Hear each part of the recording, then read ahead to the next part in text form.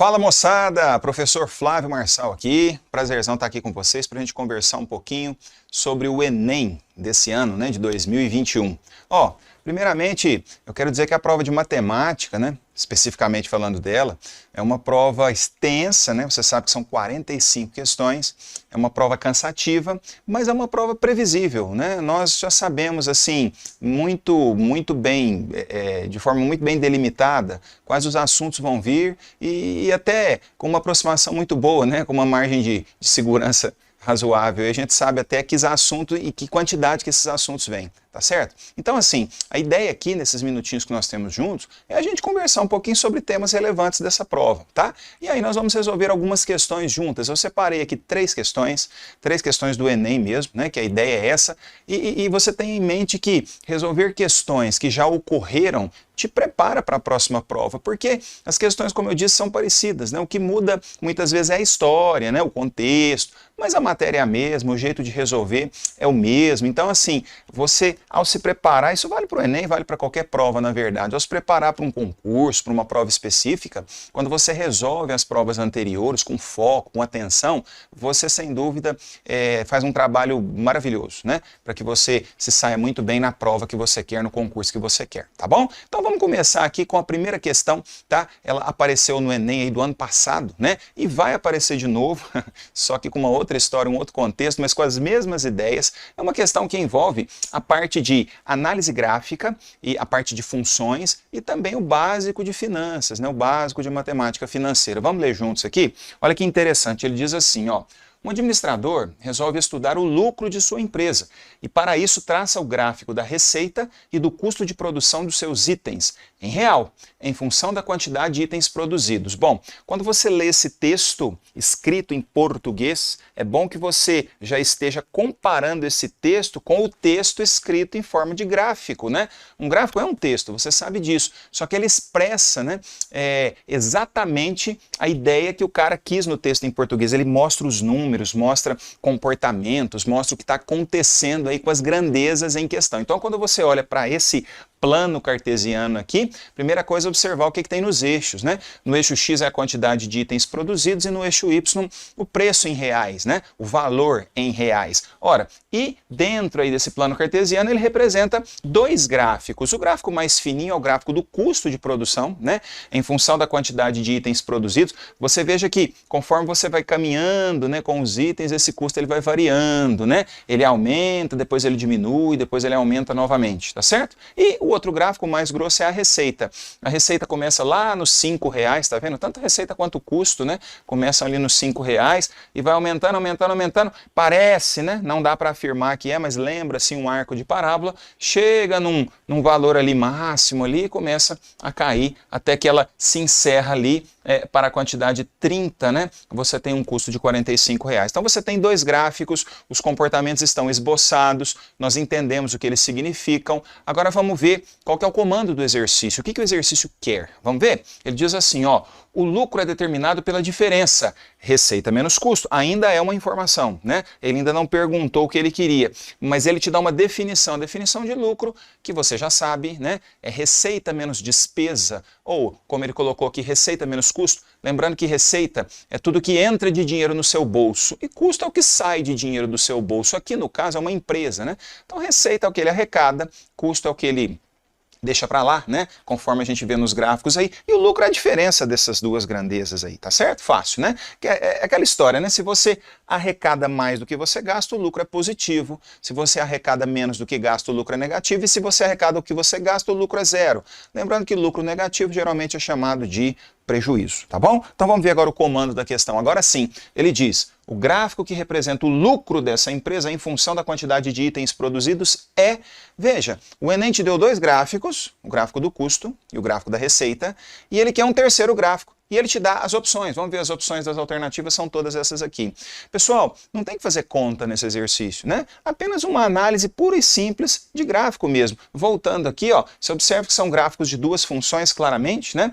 E assim, o que acontece é o seguinte, já que você vai fazer lucro igual a receita menos custo. Essa lei de formação da função lucro, ela é dada por uma diferença das imagens das funções, né? Função receita e função custo aqui nos gráficos originais aqui. Ou seja, o que você vai fazer é subtrair mesmo o y de uma pelo y da outra, né? A imagem de uma pela imagem da outra. Por exemplo, aqui onde os gráficos começam, né? No x igual a 5. Aqui no x igual a 5, ou seja, quando ele produz 5 unidades, né? Ele tem um custo de R$5 e também tem uma receita de R$5. Ou seja, você tem os dois gráficos partindo do mesmo ponto. Aquele ponto é ponto de interseção. Eles têm o mesmo y, o que significa que a diferença entre eles vai dar zero.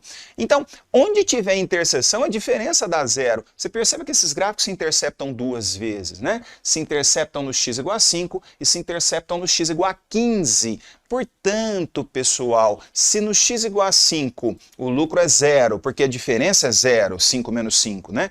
E no x igual a 15 o lucro também é zero, dá uma olhada lá, porque fica 40 menos 40, no gráfico do lucro em função da quantidade produzida, eu já sei que x igual a 5 e y igual a 15 tem imagem zero. Ou seja, 5 e 15 é o que nós chamamos de raízes da função lucro. Portanto, quando eu vou para as alternativas que ele me dá, isso já elimina gráficos, né? Então você olha, por exemplo, para a letra A. Observa o gráfico da letra A. Tem o y do x igual a 5 é zero, o y do x igual a 15 é zero. Ó, atendeu o primeiro quesito, né? Na letra B, esse primeiro quesito também foi atendido, tanto para o 5 quanto para o 15, o y vale zero. Na letra C também foi atendido, na letra D já não foi. Apesar do y do x igual a 5 ser zero, do 15 não é, e nem na letra E. Então você veja que essa análise de raízes já nos elimina letras D de dado e E de elefante. Nós ficamos entre letras A, B e C.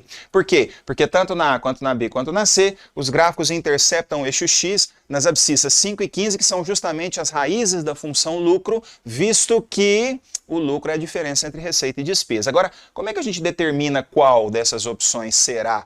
Basta olhar os comportamentos gráficos da receita e do custo. Vamos voltar lá? Ó, no gráfico da receita e do custo, a gente percebe claramente o seguinte.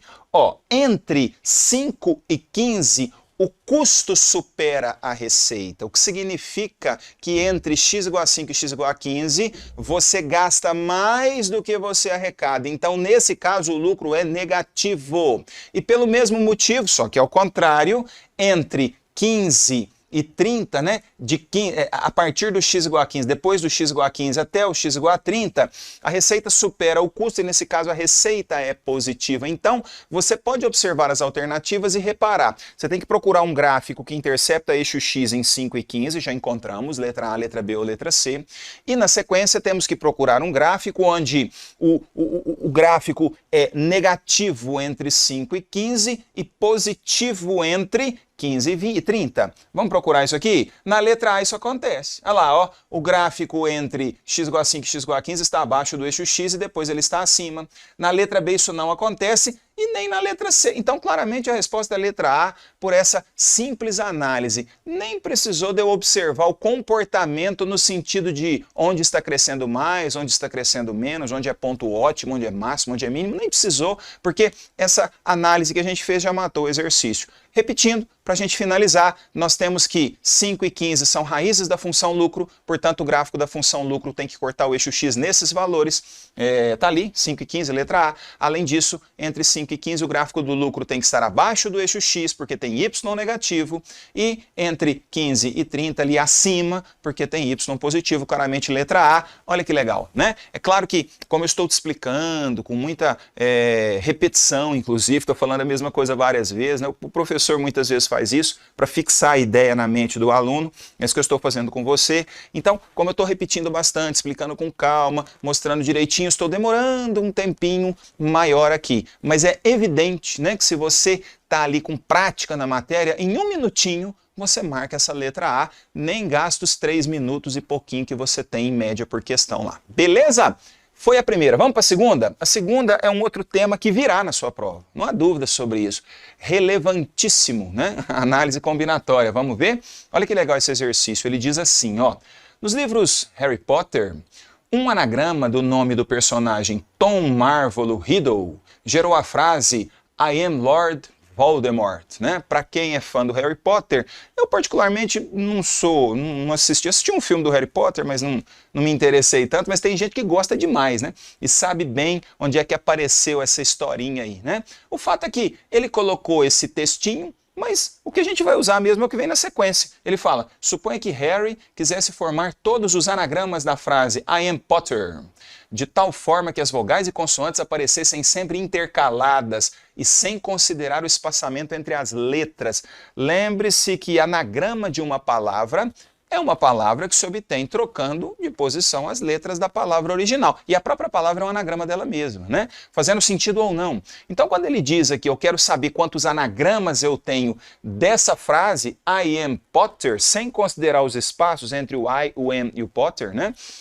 O que você está querendo fazer é embaralhar as letras, só isso. Se fosse só isso, né, você tem conhecimento, bastaria usar aí um processo de permutação com repetição, visto que nós temos repetições de letras aqui, né, no meio delas todas. Mas ele, para dar uma apimentada no exercício, colocou mais um detalhezinho. Ele disse assim, ó, eu quero formar anagramas dessa frasezinha, sem considerar os espaços, mas considerando que vogais e consoantes aparecem intercaladas. Portanto, você não pode ter duas vogais juntas, nem duas consoantes juntas. Elas têm que aparecer intercaladas, beleza? E a pergunta é, nessas condições, qual que é o número de anagramas formados? Ele deixa até indicado aqui no modo fatorial. Atenção, pessoal, uma coisa fundamental aqui. Primeira coisa que você faz, né, quando você vai trabalhar com exercícios de anagramas, é contar quantas letrinhas tem e observar se existem repetições. Então, se você contar o número de letras aí, ó, I-A-M, né, aqui, ó, 1, 2, 3, 4, 5, 6, 7, 8, 9. Você tem 9 letras no total, só que você tem repetição ali, ó, o T aparece 2 vezes, as outras letras são distintas, mas o T aparece 2 vezes. E você veja que, como você quer intercalar consoantes com vogais, e você tem mais consoantes do que vogais, você tem M, P, T, T e R, você tem 5 consoantes e 4 vogais, não há outra forma de intercalar senão essa aqui. Consoante primeiro, depois vogal, depois consoante, depois vogal, depois consoante, depois vogal, depois consoante, depois vogal e depois consoante. Ou seja, você necessariamente vai começar com consoante e terminar com consoante. Imagina aí, são 5 consoantes. Entre as 5 consoantes você vai colocar as 4 vogais. Se você começar com vogal, vai chegar um momento que você vai ter que colocar uma consoante ao lado da outra, né? Porque tem mais consoantes do que vogais, aí furou a restrição do exercício. Então, esse C1, V1, C2, V2 é só para indicar, né? Esse CI representa uma consoante qualquer e o VI representa uma vogal qualquer. Agora, você pode colocar quaisquer consoantes e quaisquer vogais em quaisquer lugares, desde que você respeite essa formatação. Então, veja, as consoantes não estão fixas, porém, o local em que elas devem estar está fixo, né? Você começa, então você tem uma consoante no primeiro lugar, no terceiro, né? No quinto e assim por diante, beleza? Então, o que você vai pensar comigo é o seguinte, que tal a gente alocar essas 5 consoantes nos lugares que são fixados e trocá-las de posição entre elas? E o mesmo para as vogais. Acabou o exercício. Basta lembrar, né, que uma permutação com repetição de 5 consoantes com 2 T's, né, é dado por 5 fatorial sobre 2 fatorial, e basta lembrar que no caso das vogais, onde não há repetição, o número de permutações possíveis é 4 fatorial. Nem vou fazer essas contas porque ele deixou indicado. Veja, você coloca as consoantes e, independentemente da forma como você colocou na sequência, você coloca as vogais. Então nós temos aí o princípio multiplicativo, que nos garante que o total de modos de realizar o que ele pediu é 5 fatorial sobre 2 vezes 4 fatorial, que me leva a marcar letra E. Fácil ou não? Pô, né? Quando a gente conhece a matéria direitinho, é tranquilo, né? E é gostoso de fazer isso aí. Análise combinatória virá na sua prova. Como todo ano vem, é uma matéria importantíssima, das mais importantes na matemática, né? E virá algumas questões. Da mesma forma que o próximo assunto, que é meio que continuação da análise combinatória, que é a probabilidade. Nós vamos fazer aqui para encerrar o nosso bate-papo de hoje, tá? A probabilidade, ela não depende da análise combinatória para ser estudada, né? Porém, os exercícios mais interessantes de probabilidade envolvem a análise combinatória. Então, embora a análise combinatória não seja um pré-requisito para a probabilidade, acaba sendo. Entendeu? É isso, né? Então vamos ler aqui. Olha o que diz o exercício 3. Fala assim, tranquilo, hein, pessoal? O Estatuto do Idoso no Brasil prevê certos direitos às pessoas com idade avançada, concedendo a estas, entre outros benefícios, a restituição de imposto de renda antes dos demais contribuintes. Beleza. A tabela informa nomes e as idades de 12 idosos que aguardam suas restituições de imposto de renda. Você está vendo a tabelinha que tem 12 nomes aqui com as suas respectivas idades. Beleza? Aí ele continua. Considere que entre os idosos a restituição seja concedida em ordem decrescente de idade e que em subgrupos de pessoas com a mesma idade a ordem seja decidida por sorteio. Então, se você olhar para essa tabela, ela já está em ordem decrescente de idade. As idades começam em 89, 86, 86, 85, 84, 82, 75 4 vezes, 72 e 70. Isso aqui em estatística é o que nós chamamos de rol, né? Está em ordem decrescente, poderia também estar em ordem crescente, ele quis pôr em ordem decrescente. E veja aqui, alguns idosos têm mesma idade. Então, vamos supor, né, eu espero que você chegue lá com saúde, né, que você seja um dos idosos que tenha 86 anos. Você pode ser o Gustavo ou a Luana. Quem que vai ter a restituição primeiro? É o Gustavo ou a Luana? Bom, isso vai ser decidido por sorteio, porque eles têm a mesma idade. Agora, com certeza o Orlando tem restituição primeiro, que o Gustavo e a Luana. E o Gustavo e a Luana têm restituição primeiro, que é a Tereza. E a Tereza primeiro que a Márcia. E a Márcia primeiro que o Roberto. E o Roberto primeiro que a Heloísa, a Marisa, o Pedro e o João. Sendo que esses 4 vão ser decididos por sorteio, que tem mesma idade, 75 anos. Eles vêm antes do Antônio, que vem antes da Fernanda, que é a mais novinha da turma aí. Beleza? Pessoal, ó, já entendi. Eu entendi a tabela, entendi a distribuição aqui de idades, eu entendi a forma como essa restituição vai ser feita. Agora vamos ver o que ele quer, né? Vamos ver aqui o comando do exercício. Ele diz assim, nessas condições, a probabilidade de João ser a 7ª pessoa do grupo a receber sua restituição é igual a quanto? Galera, não faça confusão com o exercício desse, só que tranquilidade, né? O que eu quero? É o exercício de quê? De probabilidade, né? Eu costumo dizer que em probabilidades nós temos que analisar sempre os 3 E's. O experimento aleatório, o espaço amostral e o evento. O experimento aleatório desse exercício é realizar um sorteio aqui. Por que, Marçal, um sorteio? É porque, na verdade, como eu estou falando do João, e existem 4 pessoas com a mesma idade do João, incluindo o João vai ser sorteado entre esses 4 para ser restituído. Então, nós estamos realizando um sorteio. Agora sim, veja que o experimento aleatório é realizar um sorteio, o espaço amostral é o conjunto de todos os sorteios possíveis de serem realizados, e o evento é o sorteio que eu quero que aconteça. O que eu quero que aconteça? Está escrito aqui, ó. Eu quero que o João seja a 7ª pessoa do grupo. Ora, pessoal, dá uma olhadinha na tabela. Com certeza, o Orlando é o primeiro do grupo, porque ele é o mais velho. Depois vem Gustavo e Luana, já deram 3 pessoas. Depois vem Tereza, Márcia, Roberto, deram 6 pessoas. Peraí, Orlando, Gustavo, Luana, Tereza, Márcia e Roberto são 6 pessoas. Essas 6 pessoas obrigatoriamente virão antes do Pedro, né? Ou desculpa, do João. E do Pedro também, né? Eles virão antes da Marisa, do Pedro e do João. E da Heloísa que eu pulei, né? Heloísa, Marisa, Pedro e João. Por quê? Porque eles são mais idosos do que esses 4. Então, você veja que obrigatoriamente nós temos 6 pessoas antes da Heloísa, Marisa, Pedro e João. Portanto, no mínimo, o João vai ser o 7º. Agora, como vai ser um sorteio esse negócio aí, pode ser que o João seja o 7º, o 8º, o 9º ou o 10º, né, pessoal? Tem 4 opções. O João vai ser uma delas, então acho que você já percebeu, né? Veja, necessariamente o Roberto é o 6º sorteado. Tem 6 pessoas antes do grupo de 75 anos. E como existem 4 pessoas com a mesma idade do João, incluindo o João, 75 anos, para que ele seja o primeiro dentre esses 75, né, ou dentre esses 4, perdão, é claro que o sorteio será realizado entre eles e a probabilidade do João ser sorteado é de 1 chance em 4, que é a própria definição de probabilidade que nós vemos aqui no ensino médio, né? Número de elementos do evento sobre número de elementos do espaço amostral. Ora, 1/4, portanto, isso me leva a marcar a letra E. E, sinceramente, leu, entendeu. Em 2 minutos você consegue resolver esse exercício aí facilmente. Beleza, pessoal? essa que é a ideia, né? Eu espero que você tenha curtido. Tratamos aqui de assuntos relevantes, temas importantes. Te desejo uma maravilhosa prova, que Deus te abençoe e que você seja muito feliz, tá bom? Um abraço, moçada. Valeu! Tchau!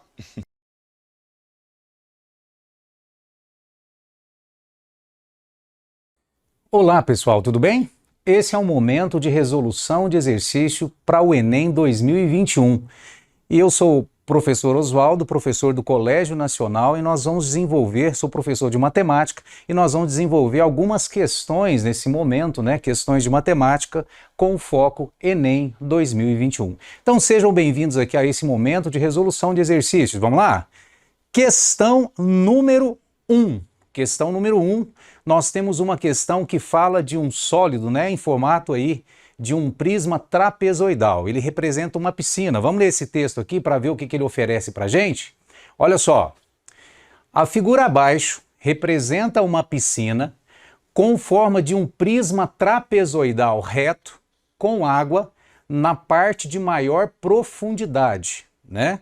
Aqui está falando que essa parte está sombreada aqui, né, no nosso sólido.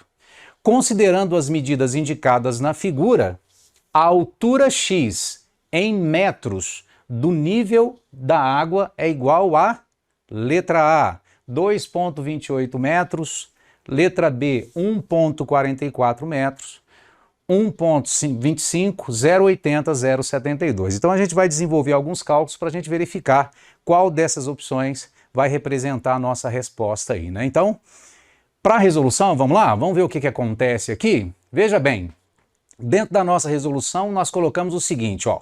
A face lateral da piscina é o trapézio representado na figura 2. Então aqui nós temos o sólido inicial e nós temos aqui um corte, né, feito aí no nosso sólido para representar aí esse trapézio que ele menciona aqui no início da nossa resolução. E daqui eu consigo tirar o quê, pessoal? Nós temos uma linha paralela, né? Uma linha paralela horizontal, que seria essa linha AB, e o nível d'água DE, ou seja, essa parte, né, que representa o espelho d'água, que seria o nível DE. Esses dois segmentos são segmentos paralelos e eles são perpendiculares a esse lado aqui do nosso trapézio, né? Então nós temos ângulos de 90 graus aqui. Dessa figura a gente consegue verificar o seguinte, olha só, o triângulo ABC, ele é um triângulo semelhante ao triângulo DEC. Então, na realidade, nós estamos trabalhando com um problema de semelhança de triângulos também. Aqui nós temos a cobrança de um pedacinho aí da geometria plana, né, que fala de semelhanças de triângulos. Nesse caso aqui nós podemos falar o seguinte, já que os dois triângulos são semelhantes, e por qual critério? Ângulo, ângulo. Eu tenho um ângulo de 90 lá no vértice E, outro ângulo de 90 lá no vértice B, e esse ângulo lá no vértice C é um ângulo comum para o triângulo DEC e o triângulo ABC. Então nós temos dois triângulos semelhantes pelo critério ângulo-ângulo. Assim eu posso afirmar o seguinte, pessoal, veja bem, objetivo calcular o valor de x, né, que seria essa altura aqui do nível d'água presente na piscina no momento. Então, desenvolvendo as razões, né, de semelhanças, as igualdades que eu posso ter em semelhanças de triângulos, eu posso falar que o lado AB está para o lado DE, assim como o lado BC está para o lado EC. E é isso que a gente encontra nesse ponto aqui, né? A B está para DE e BC está para EC. Dessa forma, nós temos o lado AB vale 25, o lado DE vale 6, ou seja, 25 está para 6, assim como 3 está para x. Tudo bem? Fazendo os cálculos, a gente encontra um x igual a 0,72 metros, que é a medida procurada. É a medida que nós estamos procurando aqui para esse valor de x, né? E quando a gente volta lá nas opções, a gente consegue encontrar a resposta em qual item? Letra A, 2,28, letra B, 1,44, letra C, 1,25, letra D, 0,80 e a nossa resposta então estaria lá na letra E, beleza? Tranquila? Questão muito tranquila, né, pessoal? Quando você verifica esse corte, quando você verifica essa semelhança de triângulos, a nossa questão se torna uma questão fácil aí, uma questão bem simples. Os cálculos são muito simples, né? É isso aí, uma questãozinha aparentemente geometria espacial, mas que no final a gente vê uma relação aí, né, uma aplicação de semelhança de triângulos. Beleza? Tranquilo? Vamos para a questão número 2? Vamos verificar o que está sendo cobrado aí na nossa questão número 2. Olha só. Durante uma feira de exposição de animais, um tratador de cavalos é encarregado de levar água a alguns animais em uma baia. É colocado um tanque vazio na baia na forma de um paralelepípedo retangular com dimensões 80 centímetros, 2 metros e 50 centímetros. Ele falou que a dimensão A vale 80 centímetros, a dimensão B vale 2 metros e a dimensão C vale 50 centímetros. Então nós temos um paralelepípedo reto retângulo com essas dimensões. O tratador transporta água em um reservatório, né, de um reservatório para o tanque em um balde de formato cilíndrico. O nosso balde tem formato cilíndrico com base de 40 centímetros de diâmetro. Gente, se a base do balde é a base do cilindro, com diâmetro, né, dessa base de 40 centímetros, significa que o raio da base vale quanto? O raio da base vale 20 centímetros. E a altura desse cilindro? A altura desse cilindro, 50 centímetros. Tudo bem? Estima-se que cada vez que vai ao reservatório, ele enche o balde e no caminho derrame 5% do seu conteúdo. Ou seja, a pessoa vai lá no reservatório, ela enche o balde, e no transporte, né, durante o caminho aí, durante a caminhada para levar até a baia, né, o tanque fica na baia, ela perde 5% do conteúdo, 5% do volume de água. Tudo bem? E qual que é a pergunta aí, né, pessoal? Para que o nível de água no tanque atinja metade de sua capacidade, o número mínimo de vezes que o tratador deverá buscar água no reservatório é igual a, ou seja, quantas viagens no mínimo ele tem que dar para encher esse reservatório aqui, né, que é esse tanque que está lá na baia. Tudo bem? O que a gente vai fazer, pessoal? Preste atenção na nossa resolução. Uma resolução onde eu tenho que pensar um pouquinho, né, fazer uma divisão de volumes para descobrir quantas viagens serão dadas aí. Então, veja bem, primeira coisa que eu vou fazer é calcular o volume do balde. O volume do balde é o volume de um cilindro que tem raio da base valendo 20 centímetros e a altura 50 centímetros. E é para a gente utilizar, está falando ali no texto, né? O π valendo 3,1, não posso me esquecer disso. Então o volume do balde é o volume de um cilindro, volume de cilindro é a área da base vezes a altura, área da base πr² e a alturinha h. Fazendo as substituições, o nosso π nesse exercício vai ser 3,1, o raio vale 0,2, pois o diâmetro vale 0,40, né? Ou seja, o diâmetro é o dobro do raio, eu tenho 0,2 de raio e está elevado ao quadrado. Vezes a altura, 50 centímetros, 0,5 metros. Ou seja, eu vou encontrar o volume do balde em metros cúbicos. Tudo bem? Tudo tranquilo? Vamos lá? O volume do balde, desenvolvendo esses cálculos, vai dar 0,062. Gente, mas isso aqui é o balde cheio. Eu sei que durante a caminhada ele vai ter uma perda de quanto? De 5%. Então qual é o volume útil? Qual é o volume que vai chegar lá na baia, né, para eu despejar no tanque? Esse volume útil, ele é o volume total menos 5% desse volume total. Ou seja, eu vou ter 0,95, né, do total aí. Nessa minha conta, volume total menos 5%, 5 sobre 100 vezes 0,62, eu vou obter aí um total, ou seja, o volume útil de 0,059 metros cúbicos. É isso que eu vou despejar no tanque que está lá na baia. Tudo bem? Agora, qual que é o próximo passo? Eu já tenho o volume útil de cada balde de água, né? O volume útil de cada balde d'água. O que eu vou fazer? Eu vou calcular o volume que eu quero completar, ou seja, quero colocar até a metade, né, pessoal, desse tanque que está na baia. Então, o volume que eu quero colocar no tanque da baia é o volume do paralelepípedo, né? Dividido por 2. Mas o que é o volume do paralelepípedo? é o produto das três dimensões, A vezes B vezes C. Então, nesse caso aqui, o volume da baia, o volume do tanque que fica na baia, seria 0,8, né? Seria um tanque com essas dimensões, 0,8 vezes 0,8 metros, vezes 2 metros, vezes 0,5 metros. Então, o volume do tanque que fica na baia seria 0,8 metros cúbicos. Mas o que eu quero? Eu quero completar esse volume total ou quero apenas a metade? Eu quero apenas a metade. Então, como que eu vou encontrar o número de viagens? Eu vou dividir o volume total de meio tanque, né, o volume de meio tanque, pelo volume útil de cada balde, né? Então eu tenho N, que vai ser volume da baia dividido por 2, dividido pelo volume útil.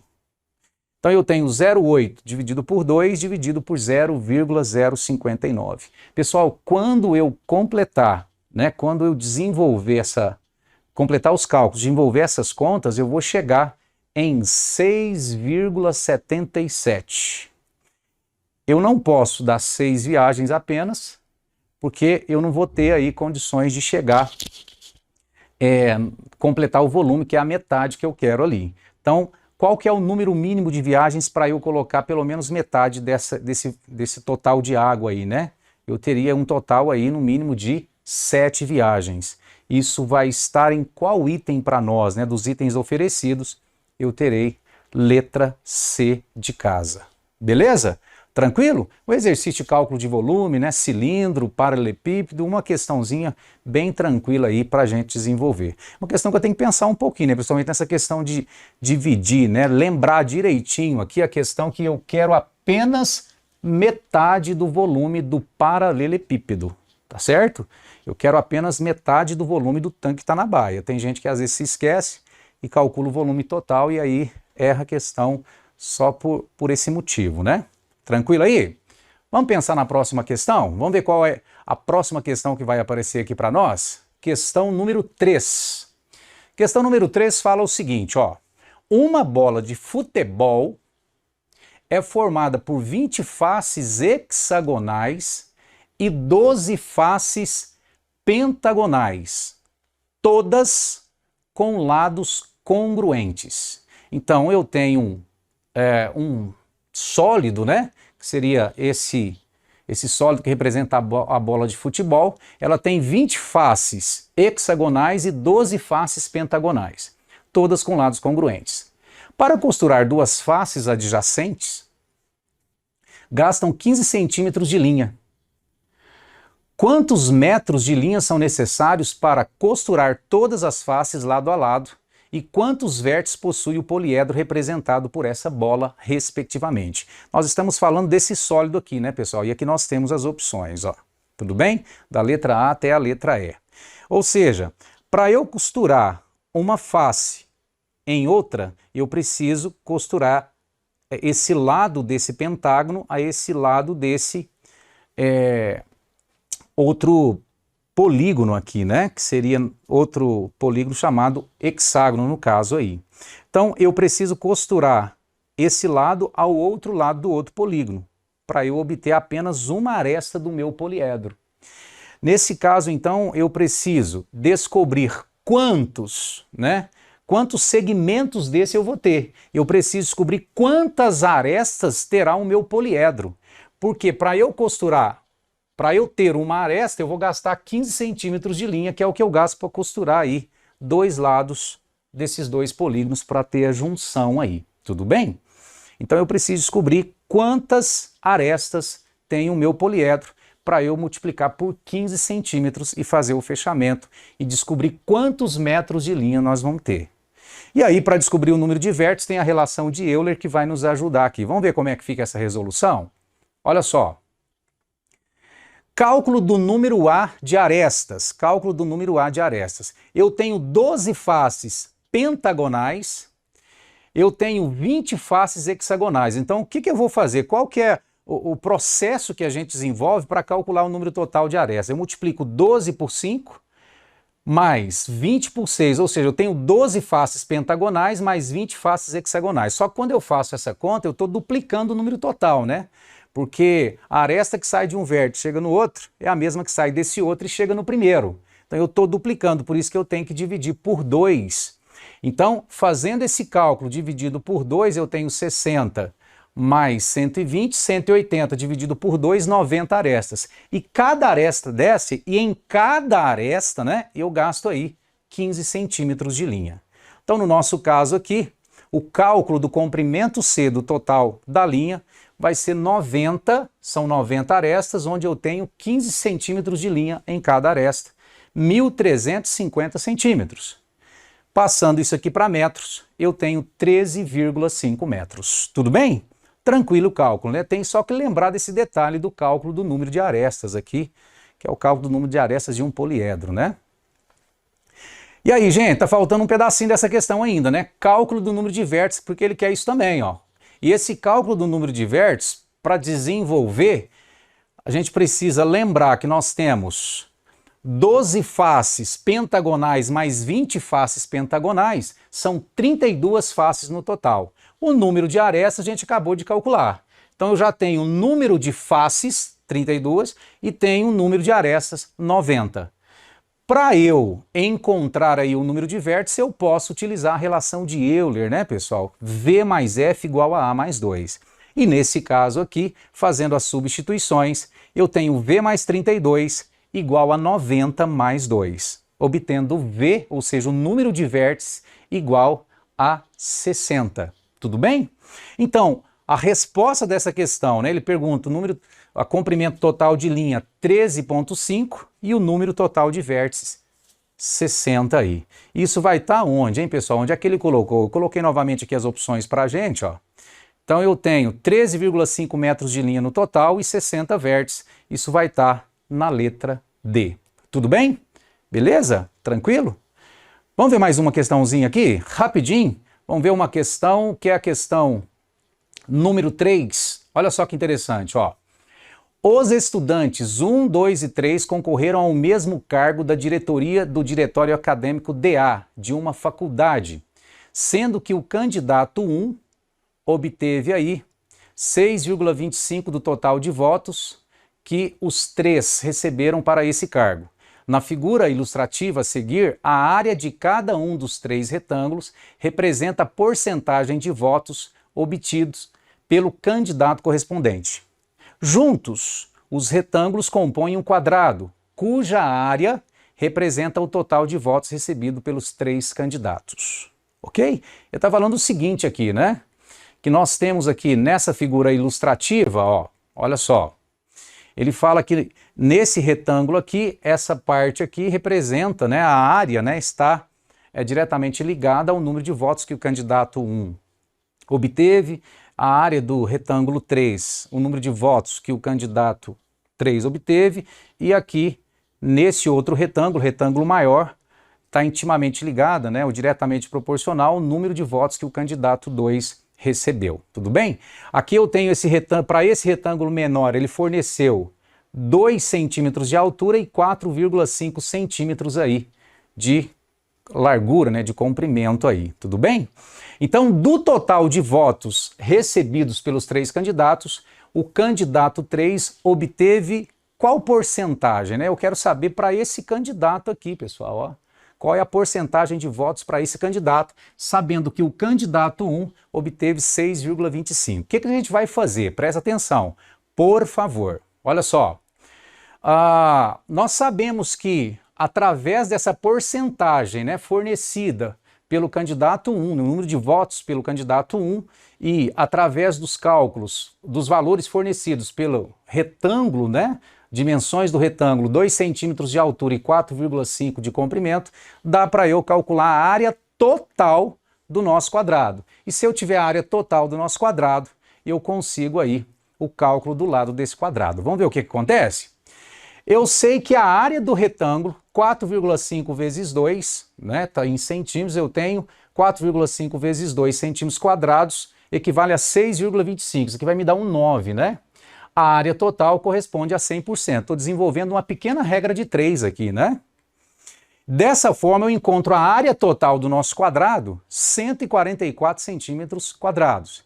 Mas o que é a área do quadrado, né? De lado L. A área do quadrado de lado L é L quadrado, que é igual a 144 centímetros quadrados. Dessa forma, tirando a raiz, eu encontro um L igual a 12.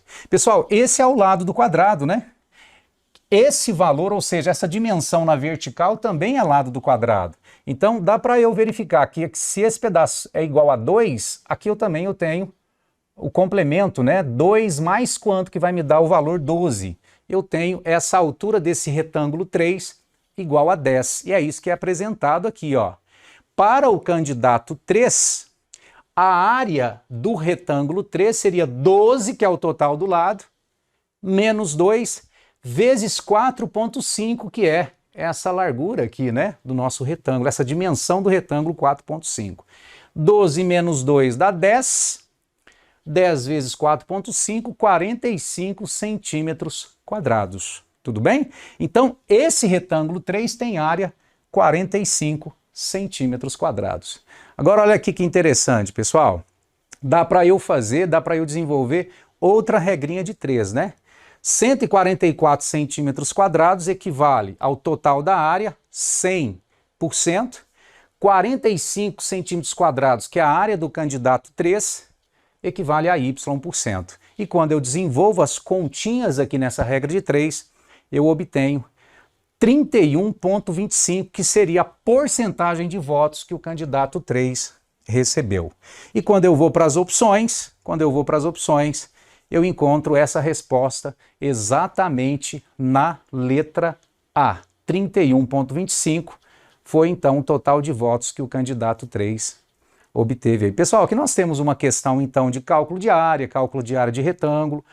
Nós temos também a parte, né, envolvendo porcentagem, que você precisa ter uma certa habilidade para trabalhar, né, e juntando tudo isso aí, juntando todas essas informações, você tem uma ótima questão aqui, né? Uma questão que não tem um nível de dificuldade muito alto, uma questão que tem aí padrão Enem aí para você desenvolver, uma questão que merece ser estudada aí, né, nesses últimos dias aí para você aplicar, caso isso seja cobrado aí na nossa prova. Beleza? Tudo bem? Pessoal, só para a gente finalizar aqui, eu quero deixar um grande abraço para você. Eu quero te passar energias positivas e espero que você se saia muito bem nessa prova, beleza? Tamo junto, um grande abraço, felicidades aí para todos.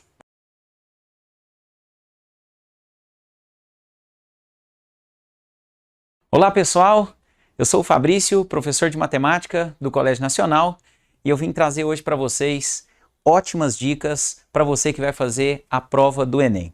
Então eu escolhi algumas questões interessantes para a gente fazer o comentário. Escolhi aqui questões de assuntos que são muito recorrentes na prova do Enem, tá? Que sempre aparece, toda edição de prova do Enem vem questões desses assuntos que eu vou trazer para você. Então eu trouxe questões, né, prontas, bem a cara do Enem, né, algumas até inclusive de provas anteriores do Enem, para a gente poder fazer alguns comentários. Então vamos começar hoje aqui com a questão número 1.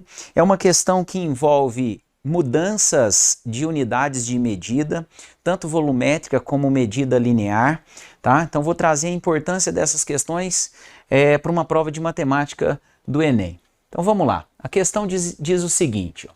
3 pessoas, X, Y e Z, compraram plantas ornamentais de uma mesma espécie que serão cultivadas em vasos de diferentes tamanhos. O vaso escolhido pela pessoa X tem capacidade de 4 decímetros cúbicos. Então percebe que essa medida, pessoal, é a medida de volume, né? A capacidade do vaso escolhido pela pessoa X. O vaso da pessoa Y tem capacidade de 7.000 centímetros cúbicos e o da pessoa Z tem capacidade igual a 20 litros. Após um tempo do plantio das mudas, um botânico que acompanha o desenvolvimento delas realizou algumas medições e registrou que a planta que está no vaso da pessoa X tem 0,6 metros de altura. Já as plantas que estão nos vasos de Y e Z têm, respectivamente, alturas medindo 120 centímetros e 900 milímetros. Aí vem a pergunta, né? O vaso de maior capacidade e a planta de maior altura são respectivamente os de, né? YX, YZ, ZX, ZY, Z e Z. Bom, nessa questão, o que nós vamos fazer é comparar as medidas volumétricas para saber qual é o vaso de maior capacidade e vamos comparar as medidas de altura para saber qual delas vão ter a maior altura. Bom, então vamos lá. Primeiro, antes de fazer as mudanças de unidade, você não pode ir para a prova do Enem sem saber fazer a troca de unidades. Então eu coloquei aqui uma sequência aí das unidades de medida, quilômetro, hectômetro, decâmetro, metro, decímetro, centímetro e milímetro, né? E fiz um breve lembrete aqui de 1 decímetro cúbico equivale a 1 litro. Bom, o que eu tenho que fazer para comparar todas essas medidas? Simples, eu tenho que jogar todas elas para a mesma unidade. Você pode escolher a unidade que você quiser. Na minha resolução, eu escolhi levar todo mundo para metro cúbico na medida de capacidade, né, na capacidade de volume, e resolvi, na medida da altura, levar todas as medidas para metros. Então vamos lá. Primeiro, o volume, né, do vaso da pessoa X. Ele tinha 4 decímetros cúbicos. Transformando em metro cúbico, você tem 0,004 metros cúbicos. Vamos lembrar um detalhe aqui, ó. Eu estou aqui em decímetro cúbico e quero passar aqui para metro cúbico. Então imagine que aqui tem um trezinho, né? Quando você vai para uma unidade que está à esquerda, então você divide a medida por 1000. Então 4 decímetros cúbicos. Opa, fiz uma coisa errada aqui. Vamos lá. Desculpa. Então, uma medida de 4 decímetros cúbicos, né? Você, para transformar ela em metro cúbico, você divide por 1000 e aí você tem 0,04 metros cúbicos. A altura da planta X são 0,6 metros, ela já está em metros, então não vou fazer nenhuma mudança, vou deixar em metros para comparar com as medidas das plantas escolhidas pelas pessoas Y e Z. Então vamos lá, o volume da planta, do vaso, né, escolhido pela pessoa Y. Ele tinha 7.000 centímetros cúbicos, então estou na unidade de centímetro, eu quero passar para metro, isso significa que eu tenho que dar 2 saltos para a esquerda, como é medida de volume, é cúbico, a gente divide por 1000 2 vezes, porque são 2 saltos para a sua esquerda, então dividindo 7.000 por 1000, a primeira divisão por 1000 ele vira 7, a segunda divisão por 1000 ele vira 0,07 metros cúbicos. Essa é a capacidade do vaso da pessoa Y.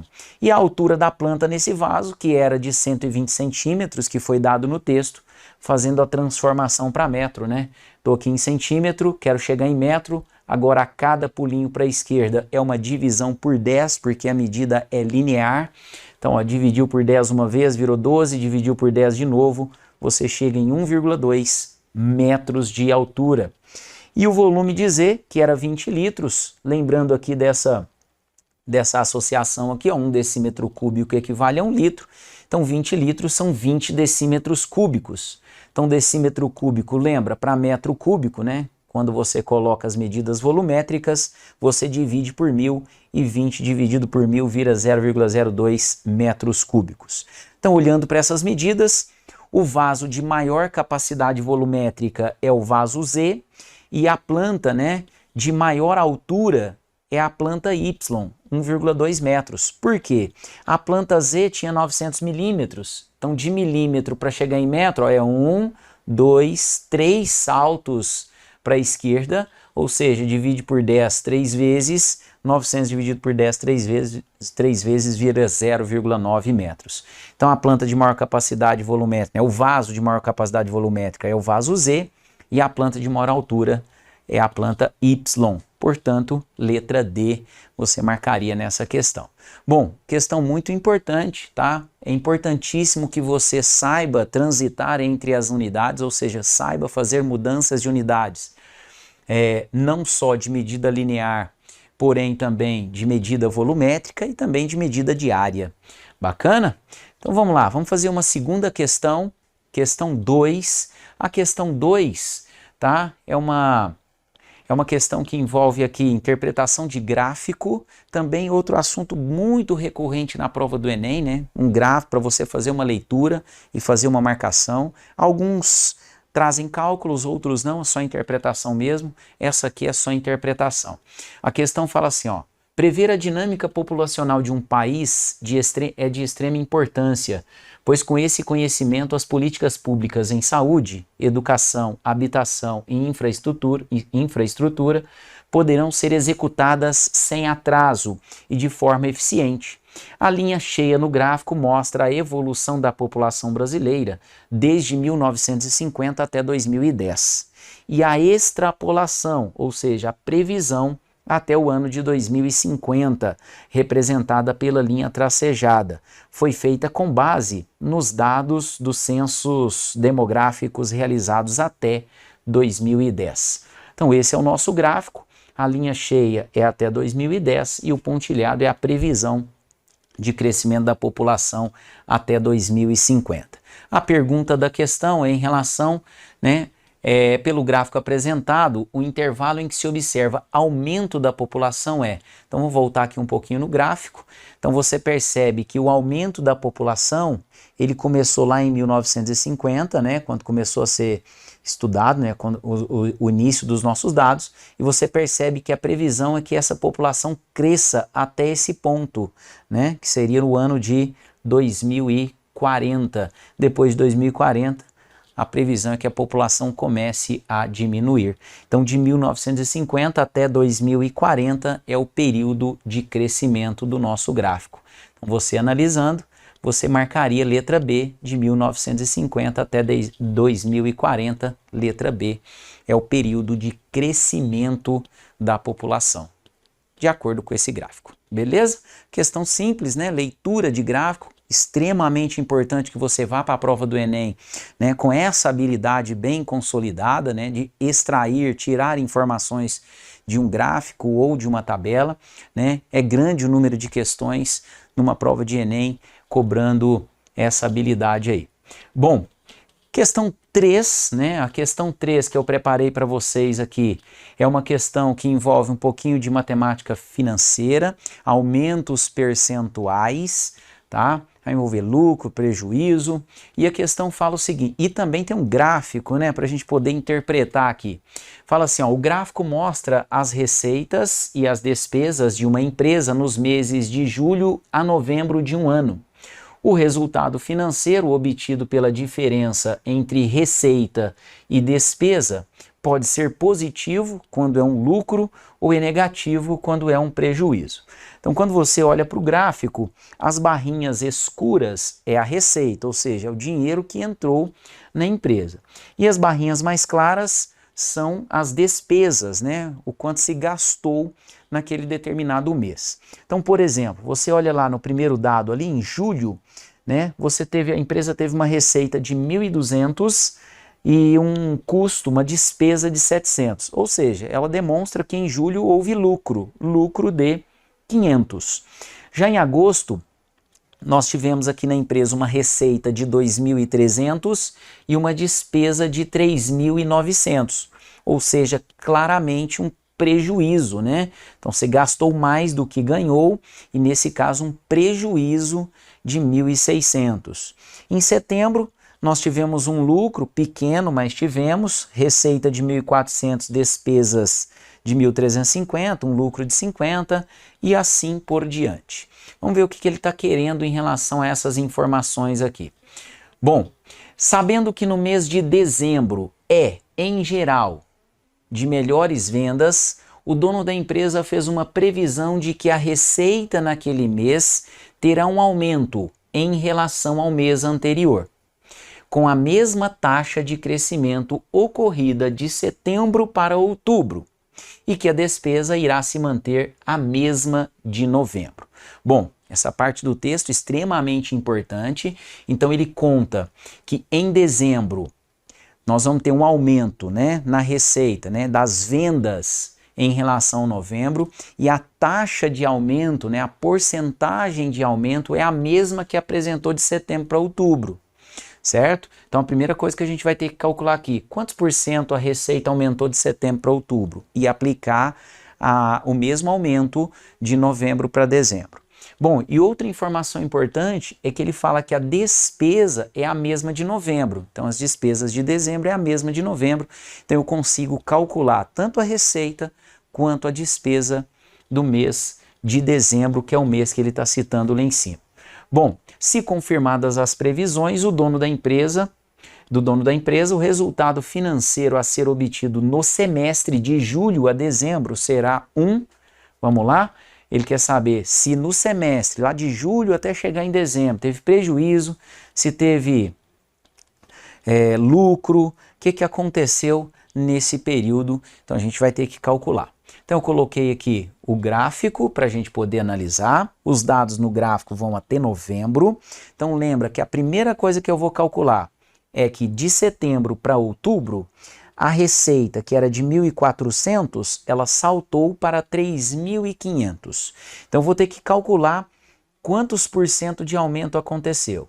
E daí aplicar essa mesma porcentagem de aumento nessa receita de novembro, que é 2.000, para achar a receita de dezembro. Então o primeiro cálculo é achar a receita de dezembro, aplicando o mesmo aumento de setembro para outubro. E a despesa de dezembro é a mesma despesa de novembro, ou seja, a despesa de dezembro se mantém em 3.800. Então vamos aos cálculos? Então vamos lá. Opa! Aí. Espera aí. Acho que eu passei a mais.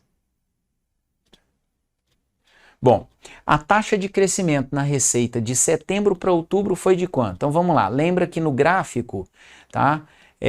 No gráfico, em setembro a receita foi de 1.400 e em outubro a receita foi de 3.500, certo? Então, um método bem fácil para você calcular o aumento percentual é você pegar o valor final, né? E dividir pelo valor inicial, subtrair e multiplicar por 100. Você já sai com a resposta pronta em porcentagem. Então lembra, eu quero de setembro a outubro. Então o valor final é o de outubro, 3.500. Dividido pelo valor inicial, que seria o de setembro, 1.400, menos 1 vezes 100. Na hora que você fizer essa conta, 3.500 dividido por 1.400, dá 2,5, menos 1 vezes 100. Tá? 2,5 menos 1 é 1,5. 1,5 vezes 100 dá 150% de aumento. Então, de setembro para outubro, tivemos 150% de aumento. Bom, agora eu vou calcular, né, a receita esperada para o mês de dezembro. Ou seja, eu vou aplicar na receita de novembro um aumento de 150%. Então, vamos lá. Então, 2.000 seria a receita de novembro, e para aplicar um aumento de 150%, eu tenho que multiplicar o valor que eu quero aumentar por 2,5, ou seja, é 1 mais 150%. Lembra que 150% é 150 dividido por 100, que é exatamente 1,5. Então, 1 mais 1,5, chegamos a 2,5. Então, multiplicar um número por 2,5 indica um aumento de 150%. Conclusão, né? Se eu pegar a receita de novembro, que foi 2.000, aumentar ela em 150%, ou seja, multiplicando por 2,5, a receita esperada para dezembro é de R$5.000.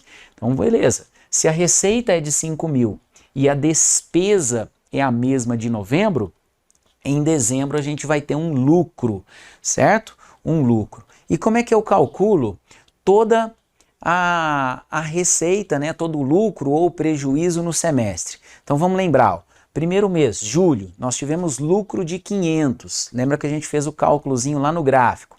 Depois, no segundo mês lá, foi um prejuízo de 1.600, depois eu tive um lucro pequeno de 50, depois um lucro de 2.000, depois em novembro um prejuízo de 1.800 e em dezembro um lucro de 1.200.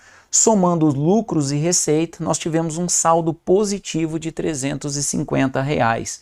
Conclusão, nós tivemos aqui um lucro de R$350 no trimestre nessa empresa. Entre lucros em alguns meses e prejuízos em outros, né? Somando e subtraindo os lucros e prejuízos, chegamos a um lucro de R$350. Portanto, letra E seria a resposta dessa questão. Bacana? Então vamos lá. Preparei mais uma questãozinha também de um assunto muito importante, questão 4. Essa questão, ela fala de probabilidades, tá? É algo muito comum aí nos jogos, né? Então um exemplo aqui traz um jogo aí nas casas lotéricas, e ele fala assim, ó, uma casa lotérica oferece 5 opções de jogos. Em cada opção, o apostador escolhe um grupo de K números distintos em um cartão que contém um total de N números disponíveis, gerando dessa forma um total de C combinações possíveis para se fazer a marcação do cartão. Ganha o prêmio o cartão que apresentar os K números sorteados. Os valores desses jogos variam de R$1 a R$2, conforme descrito no quadro. Então tá aqui o jogo. Então, ó, jogo 1, valor de R$1,50. Ele tem que escolher 6 números dentro de 45 números disponíveis. Total de jogos possíveis e diferentes, 8.145.060 jogos possíveis. O jogo 2 custa R$1, ele tem que escolher 6 números entre 50 números disponíveis. Total de jogos possíveis, 15.890.700. No jogo 3 custa-se R$2, ele tem que escolher 5 números em 60 números disponíveis. Total de combinações possíveis, 5.461.512. No jogo 4 ele custa R$1, ele tem que escolher 6 números entre 60 disponíveis e o total de jogos possíveis, né, o total de combinações possíveis, 50.063.860.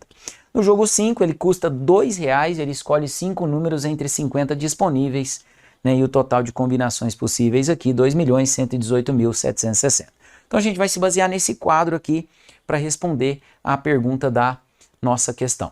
Ele fala assim, ó, um apostador dispõe de R$2 para gastar em uma das 5 opções de jogos disponíveis. Segundo o valor disponível para ser gasto, o jogo que oferece ao apostador a maior probabilidade de prêmio é o jogo 1, jogo 2, jogo 3, jogo 4 ou o jogo 5. Bom, para facilitar a nossa vida, eu vou voltar na nossa tabelinha, tá? Vou voltar na tabelinha anterior. Então vamos lá. Ele quer saber qual jogo oferece a maior chance a ele.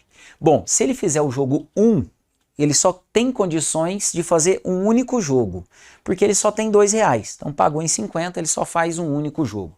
A chance que ele tem é de 1 em 8 milhões. Então a chance é de uma nessas 8.145.060 chances possíveis que ele tem. Bom, já o jogo 2, ele custa R$1, então ele pode fazer 2 jogos, porque ele tem R$2, então ele faz 2 jogos de R$1 no jogo 2. Então ele tem 2 chances, já que ele vai fazer 2 jogos, são 2 chances em 15 milhões, 2 chances em 15.890.700. Já o jogo 3, ele custa R$2, então ele só dá condições do apostador fazer um único jogo, então ele tem um único jogo, ele tem uma única chance nesses 5.461.512. No jogo 4 ele custa R$1, então por ter R$2 ele tem 2 chances, né, de fazer, ele faz 2 jogos, então ele tem 2 chances em 50.063.860.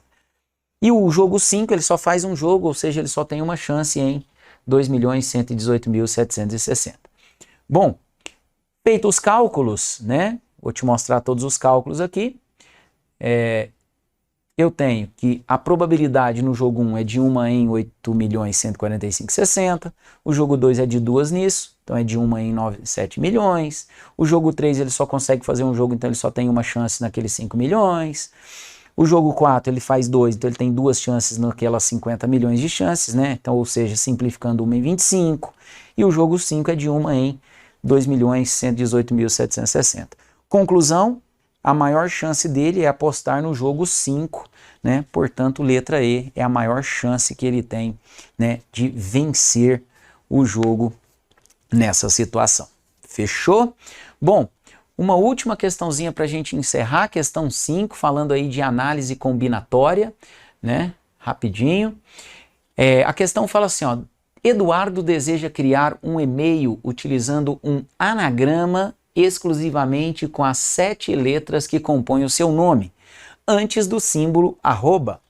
O e-mail terá a forma, né? O nome, né, com as letras da palavra Eduardo, @osite.com.br, e será de tal modo que as letras E, D e U apareçam sempre juntas e exatamente nessa ordem. Ele sabe que o e-mail eduardo@site.com.br já foi criado por outro usuário e que qualquer outro agrupamento das letras do seu nome forma um e-mail que ainda não foi cadastrado, ou seja, vale qualquer mistura de letras, exceto a palavra Eduardo, né, o nome Eduardo. De quantas maneiras Eduardo pode criar um e-mail desejado? 59, 60, 118, 119 ou 120? Então vamos lá? A resolução é o seguinte. O número de anagramas em que as letras E, D e U estejam juntas e nessa ordem é dado pela permutação das 4 letras, né, que sobraram, as 4 letras o A, o R, o D e o O, com o bloco composto pelas 3 letras, que devem permanecer juntas. Ou seja, é uma permutação, uma troca de posição de 5 coisas. As 4 letras e o bloco de letras juntos. Então são 5 coisas trocando de lugar. Então eu tenho uma permutação de 5. Isso seriam todos, né, todos os anagramas possíveis com as letras da palavra Eduardo, mantendo as letras E, D e U juntas, né, e nessa ordem. Bom, então seria 120 a resposta? Não. Por quê? Lembra que eu tenho que descontar a sequência Eduardo, porque esse e-mail já existe. Então, dos 120 possíveis e-mails que ele poderia criar, eu tenho que tirar o e-mail com o nome exato Eduardo, né? E aí, então, eu tenho 119 possibilidades, né, de criação para o e-mail disso aí. Valeu, galera, espero que vocês tenham gostado da dica do professor Fabrício do Colégio Nacional para você fazer uma boa prova do Enem, uma excelente prova para você, muito sucesso, tamo junto, conte conosco sempre.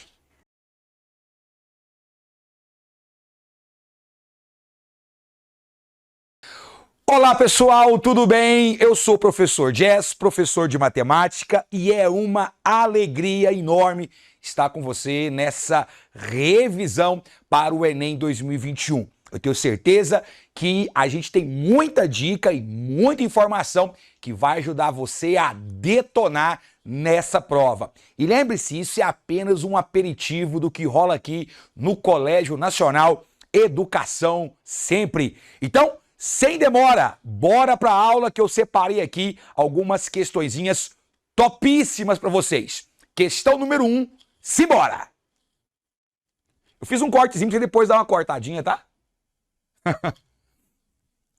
Muito bem, galera. Primeiro assunto que eu separei para vocês é o quê? Função quadrática. É isso mesmo. Lembrando a vocês que as 2 funções mais cobradas no Exame Nacional do Ensino Médio é o quê? Função do primeiro grau, função do segundo grau. E eu separei uma questão clássica que eu tenho certeza que você já viu em algum momento, mas vale muito a pena refazer. Simbora com o Jazz. A Igreja de São Francisco de Assis, obra arquitetônica modernista de Oscar Niemeyer, localizada na Lagoa da Pampulha, em Belo Horizonte, Grande BH, possui abóbodas parabólicas. A seta na figura 1 ilustra uma das abóbodas na entrada principal da capela. A figura 2 fornece uma vista frontal desta abóboda com medidas hipotéticas para simplificar os cálculos. Então aqui, ó, você pode ver que o Enem trouxe 2 esquemas aqui. Na figura 1, você tem um desenho, um sketch aí da catedral. E no desenho 2, você tem essa mesma abóboda que está aqui na frente, onde a setinha está apontando, só que agora num formato parabólico. Então nós temos algumas medidas aí, né? Você pode reparar aqui, ó, que dentre as medidas que ele te deu, você vai observar que nós temos a altura, que ele chamou de H, tá vendo? Nós temos algumas medidas aqui, valendo 4 metros, 5 metros e 3 metros. Continuando, então ele fala: qual a medida da altura H em metros indicada na figura 2. Muito bem, então desce aqui. O que a gente está querendo? Nós estamos querendo descobrir qual é a altura dessa igreja. Muito bem. Pessoinhas, percebam que o formato é um formato parabólico. Ele não me deu os eixos. Ele não contou para mim qual é o eixo X e qual é o eixo Y. Eu já quero começar então com uma dica quente para você. Quando você tiver liberdade de colocar os eixos X e Y, os eixos coordenados, na posição que você achar melhor, uma dica que eu sempre dou, e lembre-se, uma dica não é algo obrigatório, mas que facilita a sua vida, é colocar o eixo X no chão. Então, nesse caso aqui, ó, eu vou vir aqui e eu vou colocar o meu eixo X bem aqui, tá bom? E o meu eixo Y, então vamos colocar aqui, né, que esse aqui vai ser o nosso eixo X, e o meu eixo Y eu vou colocar passando pelo vértice. Isso é muito legal. É, professor? Aham. Então, ó, o meu eixo aqui vai passar pelo vértice. Beleza! Então, esse pontinho aqui, a partir de agora, será o meu pontinho 0. Galera, qual que é a vantagem de você fazer isso? Eu vou te explicar qual que é a vantagem. A parábola ela tem uma propriedade muito bacana em relação ao vértice. Ela é simétrica em relação à reta perpendicular ao eixo X que passa pelo vértice. In other words, o que eu estou dizendo para você é que essa reta que passa pelo vértice e forma 90 graus com o eixo X, ela divide a parábola ao meio. O lado direito e o lado esquerdo são simétricos. É como se fosse objeto e imagem. Pô, Jazz, legal. Então, você tá vendo que ele falou que esse pontinho aqui, ó, ele está a 5 metros da origem? Então, do outro lado, do lado esquerdo, aqui também estará a 5 metros, ok? Ah, professor, então peraí, então aqui vai ser 5 e do outro lado também é 5, mas do outro lado, como a gente colocou um eixo cartesiano, nós sabemos que os valores de x que estão à esquerda do eixo cartesiano são negativos, então aqui fica um menos. Oxe, Jess, então quer dizer que na verdade, com essa jogadinha que você fez, o que nós temos é uma parábola que está cortando o eixo x em menos 5 e 5. Exatamente.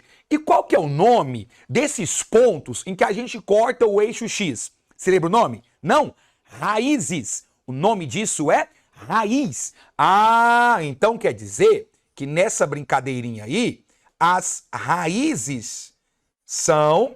Vocês me perdoam a letrinha aqui, tá? Vai ser menos 5, ou são, né? Menos 5 e 5. Exatamente, professor. E quando você tem as raízes e deseja encontrar a função, qual é o melhor caminho? Ah, Jazz, não sei, sabe? O melhor caminho é a chamada forma fatorada. Professor, mas eu não lembro o que é forma fatorada. Forma fatorada é uma maneira diferente de você reescrever a função quadrática. E ela tem uma estrutura geral da seguinte maneira: f de x igual a A, que multiplica, esse A é o coeficiente A tradicional que acompanha o x ao quadrado, tá? X, que é a minha variável, menos x1, que é uma raiz, que multiplica x menos x2, que é a outra raiz.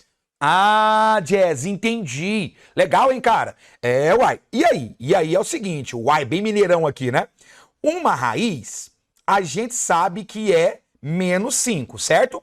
E a outra, a gente sabe que é mais 5. Só lembrando a você, esse menos aqui não significa, vou até apontar para você, ó, presta atenção.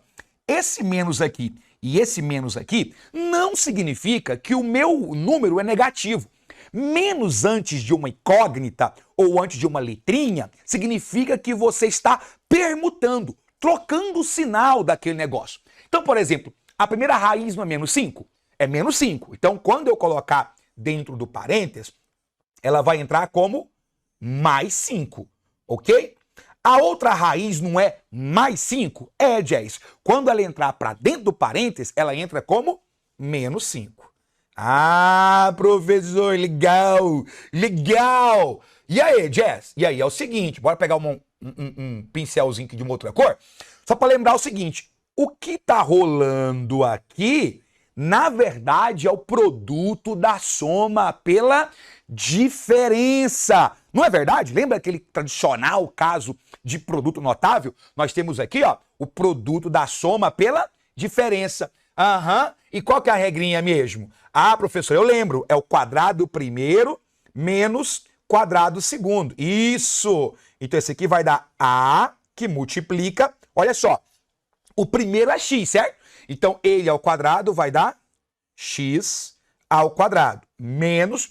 O segundo é 5. 5 ao quadrado vai dar 25. Pessoas, show de bola. Só tem um detalhe. A gente não achou a função ainda porque tá faltando A. Tá faltando A. E agora? Agora é a hora, Jess, que eu sento e choro. Ah, uma dica antes. Professor, eu tenho problemas. Eu nunca lembro dessas regrinhas de fatoração. Olha, produto notável, fatoração. É bom saber porque elas fazem você ganhar tempo naqueles processos de cálculo. Mas se você não se lembrar, não tem problema. É só você fazer a velha e boa propriedade distributiva ou, para o terror dos professores de matemática, tubeirinho, né? Mata a galerinha de raiva quando se fala isso. Muito bem.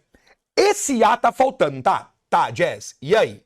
Tá, mas você vai fazer o seguinte, então. Vai voltar aqui e deixa eu te contar um segredo. Um secret aqui entre nós. Sempre que você aplicar a forma fatorada, esse A realmente vai faltar, tá bom? Ele vai faltar mesmo. E como é que você conserta esse cara? Você volta na sua parábola e tenta descolar um ponto que você ainda não utilizou. As raízes não servem mais. Você já utilizou essas raízes, certo?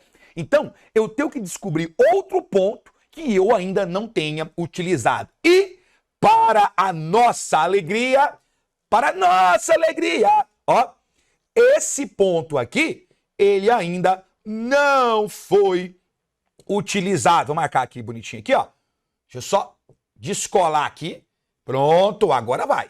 Agora vai. Esse pontinho aqui, ó, nós ainda não utilizamos. Professor, mas que pontinho é esse? Escuta, na direção X, ele não está a 4 metros do zero? Então o X dele vale 4. Na direção vertical, ele não está a 3 metros? Está. Então o Y dele vale 3.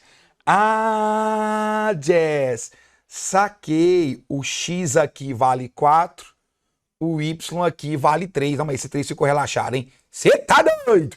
Exatamente. 4 e 3. Ah, então eu posso usar esse cara? Claro que pode, jovem Padawan. E é exatamente isso que nós faremos aqui, ó. A gente vai vir aqui e vai fazer, ó. Só vem, hein? Só vem com o Jazz, ó. Para o ponto onde o X vale 4 e o Y vale 3, nós teremos o seguinte. Vamos lá? No lugar do X, eu vou escrever 4. Então fica 4 ao quadrado menos 25. E no lugar do Y eu vou colocar 3. Aí, gente, vai dar 16 menos 25, dá menos 9, né? Menos 9A é igual a 3. Resolvendo esse negócio, você vai achar que seu A vai dar menos 1 terço. 1 terço. Gente, acabou. Você achou que o A vale menos 1 terço? Tá pronto esse exercício. Professor mesmo? Aham. Olha aqui pra você ver, ó. Desta doce maneira, nós vamos ter que a nossa função, então, vai ser assim, ó.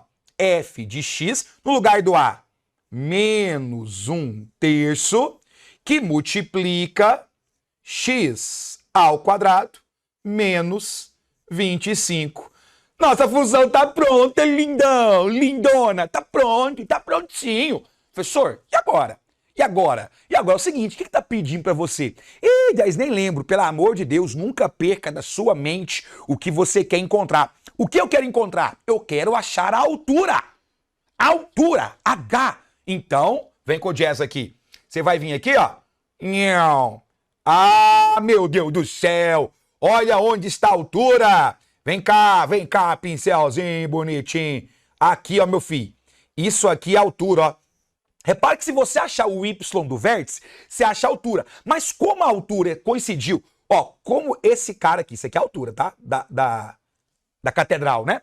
Como está em cima do eixo Y, o X vale 0.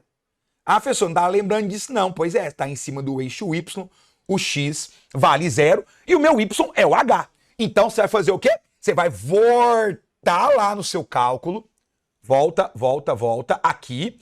E agora é o seguinte, ó. Você vai substituir aqui.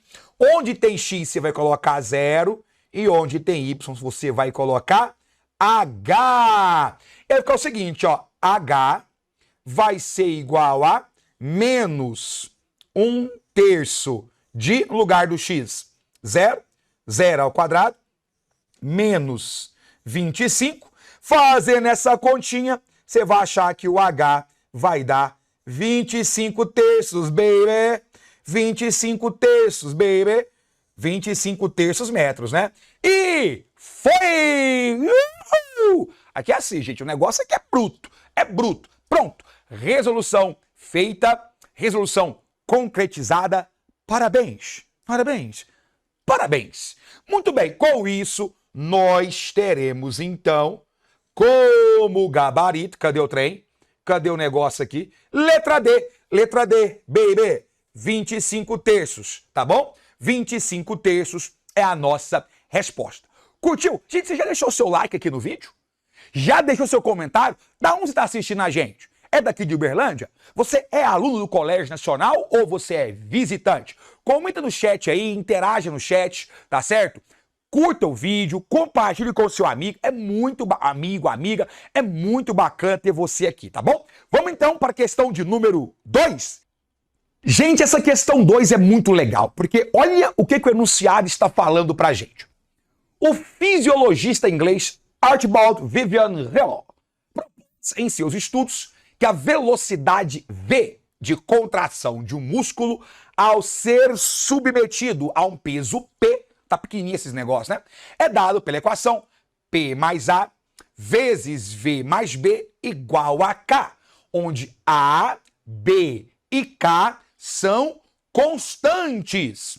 Um fisioterapeuta, com o intuito de maximizar o efeito benéfico dos exercícios que recomendaria a um de seus pacientes, quis estudar essa equação e a classificou dessa forma. Olha como é que ele classificou. Tipo de curva. Aquela equação pode ser uma semirreta oblíqua, ou seja, uma semirreta inclinada, pode ser uma semirreta horizontal, então, né, paralela ao eixo X, pode ser um ramo de parábola, um pedacinho de uma parábola, pode ser o arco de circunferência, ou pode ser um ramo de hipérbole. Tá? Um ramo de arco de circunferência você conhece, né? Ramo de hipérbole, daqui a pouco eu mostro. O fisioterapeuta analisou a dependência entre V e P. Analisou a dependência entre V e P na equação de Hill e a classificou de acordo com a sua representação geométrica no plano cartesiano, utilizando o par de coordenadas P e V. Admita que esse K é positivo. E aí ele pergunta para você, o gráfico da equação que o fisioterapeuta utilizou para maximizar o efeito dos exercícios é do tipo, e aí ele quer saber qual daqueles tipos que ele listou ali na tabelinha é o gráfico da expressão dada pelo Archibald Vivian Hill. Então é o seguinte, galerinha, essa questão ela gerou muita dúvida na galera, mas deixa eu contar uma coisinha para você. Quando a gente estuda razão e proporção, você estuda que as grandezas, e só para reforçar, numa definição meia boca, que grandeza é aquilo que a gente consegue medir, temos duas relações possíveis entre grandezas.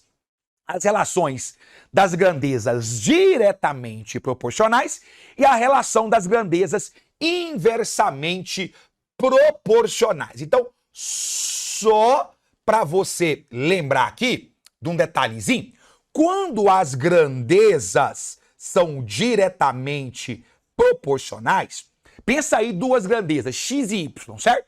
X e y.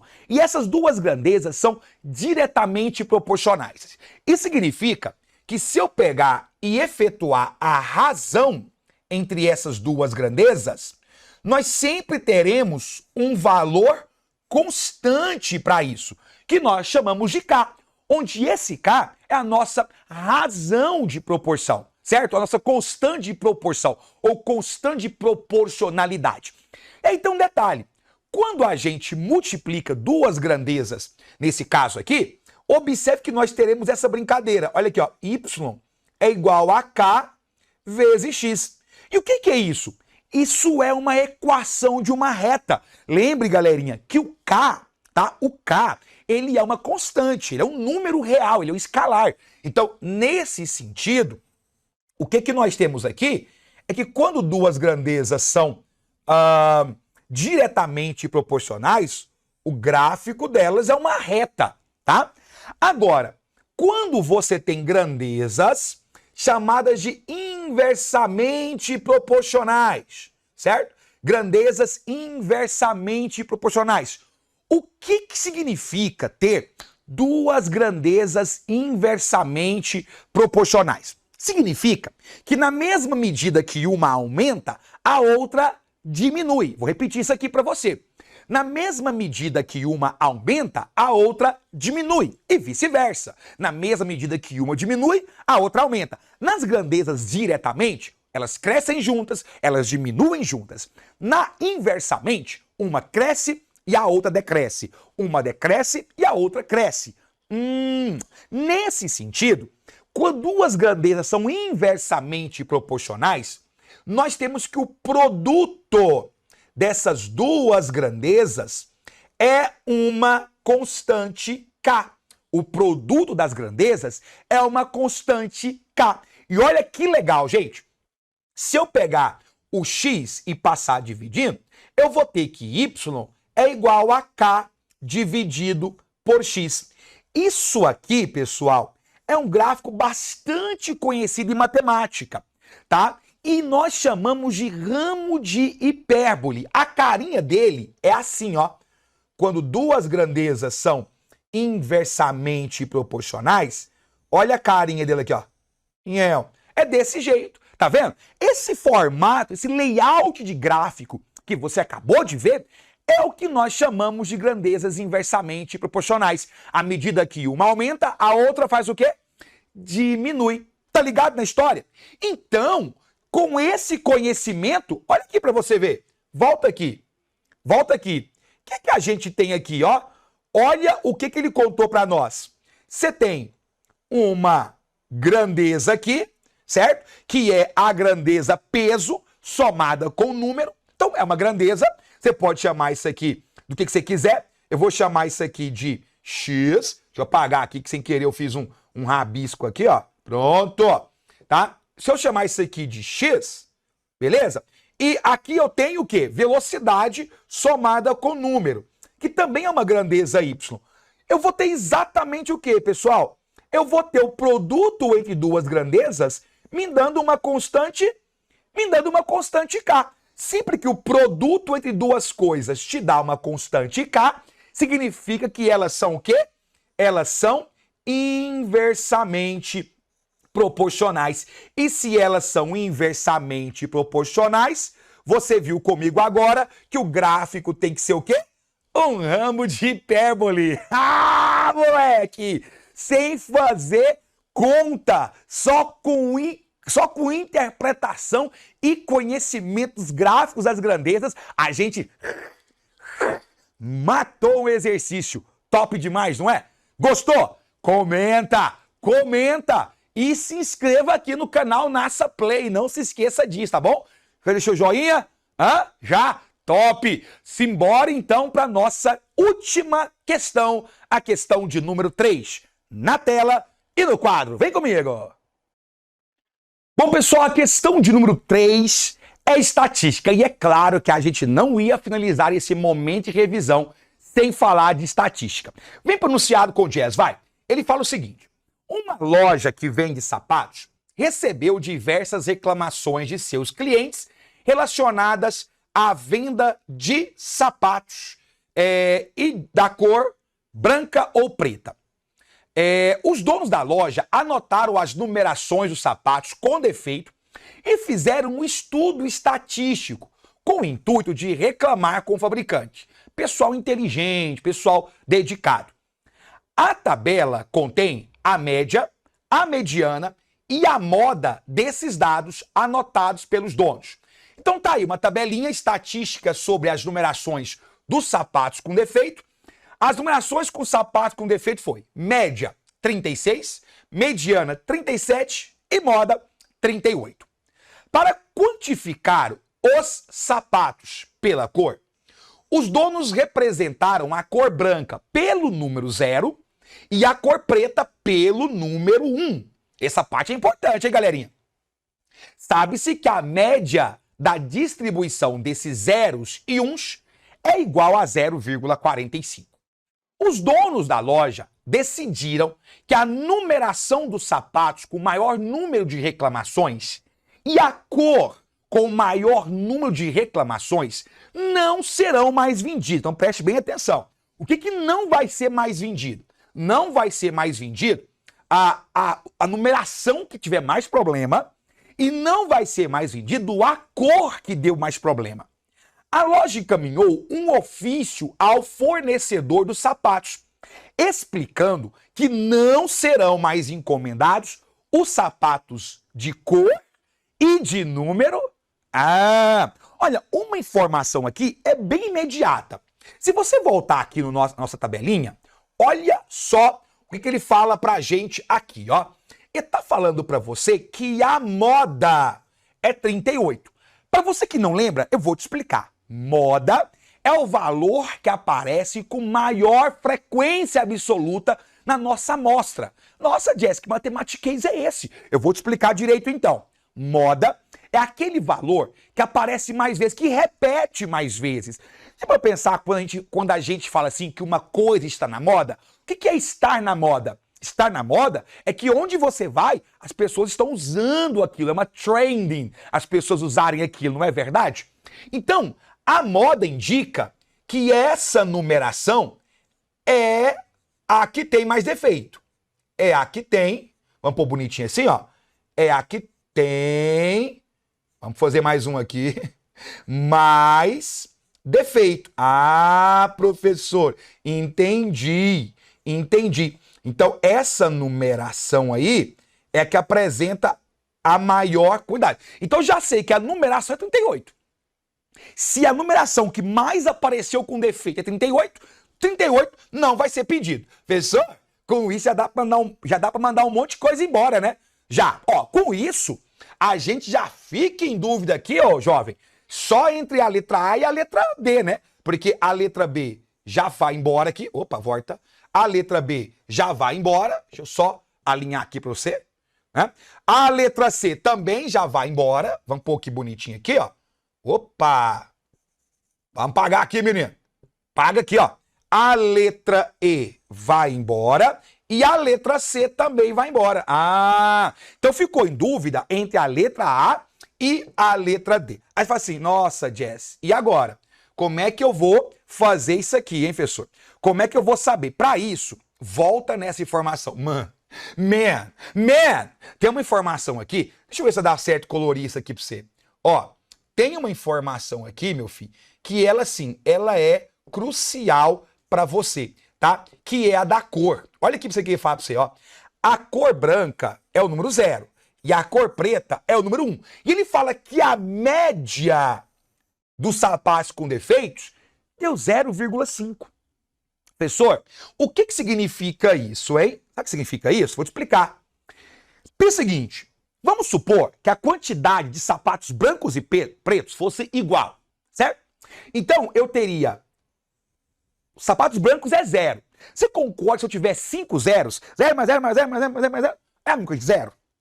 E a média dos sapatos pretos, aliás, a numeração para os sapatos pretos é 1. Então a média entre eles seria 0 mais 1 sobre 2, daria 0,5.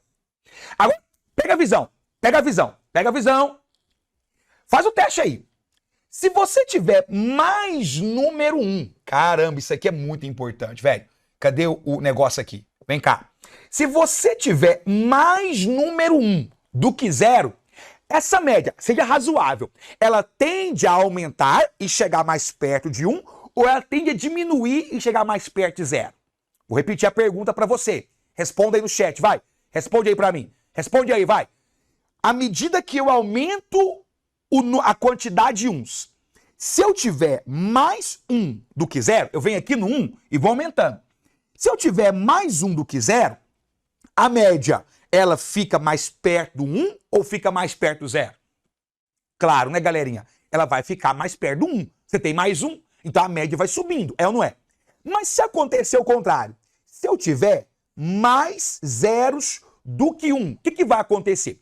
Se você tiver mais 0 do que 1, a média vai diminuir e chegar mais perto de 0. Como ele contou para mim, volta aqui, ó. Volta aqui para você ver, ó. Como ele contou para mim que a média aqui, ó, a média é 0,45, essa média, ela está mais perto do 0. Se ela está mais perto de 0, significa que eu tenho mais numerações 0 com defeito do que 1. Vou repetir para você. Como a minha média é 0,45 e 0,45 está mais perto de 0, quer dizer que eu tenho mais números zeros do que 1. E se eu tenho mais números zeros, quer dizer que o sapato branco deu mais problema. Então, sapato branco deu mais probleminha para nós aqui, ó. Vou pôr aqui para você, ó. Sapato branco deu mais problema, tá? Então, galerinha, branco deu mais problema. Por quê? Porque a numeração 0 é para o sapato branco. Sendo assim, eles não vão pedir a numeração 38 e nem vão pedir o sapato branco, letra A de amor. É o amor. E aí, você curtiu? Você gostou? Te ajudou? Se inscreva aqui no Nasa Play. E claro, fica o convite. Você quer mais? Aqui é todo dia sim. Então vem pro Nasa, vem. Seguir em frente sempre. Ó, um grande beijo e até a próxima. Boa prova! Tchau!